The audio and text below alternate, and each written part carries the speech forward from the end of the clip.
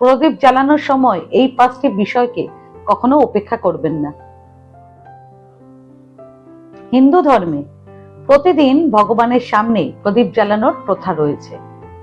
প্রদীপ জ্বালালে ঘরে positive energy প্রবাহিত হয়। শুধু তাই নয়, প্রদীপ জ্বালালে ভাগ্য উজ্জ্বল হয়। উগ্র দেবী দেবতার পুজো করার সময় সব সময় সর্ষের তেলের প্রদীপ জ্বালাবেন এবং লাল মলি সুতো দিয়ে প্রদীপের সলতে বানিয়ে তারপর জ্বালাবেন। শান্ত স্বরূপ দেবী দেবতার পুজো করার সময় সব সময় প্রদীপে তুলোর সলতে এবং শুদ্ধ ঘি প্রয়োগ করবেন। এতে আপনারা পুজোর শুভ ফল পাবেন। আরতি করবার পর আপনারা প্রদীপটিকে কখনো মাটিতে নামিয়ে রেখে দেবেন না, কারণ এটি বাস্তু মতে অত্যন্ত অশুভ মানা হয়। সে কারণে সব সময় প্রদীপটিকে কোনো থালার ওপরে কিংবা কাপড়ের ওপরে রাখবেন।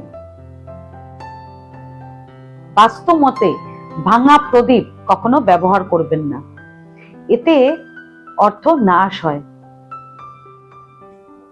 সন্ধেবেলায় প্রদীপ জ্বালানো অত্যন্ত শুভ মানা হয়। এতে বাড়িতে স্থায়ী লক্ষ্মীর বাস হয়। সে কারণে বিকেল 5টা থেকে সন্ধে 7টার মধ্যে অবশ্যই প্রদীপ জ্বালাবেন।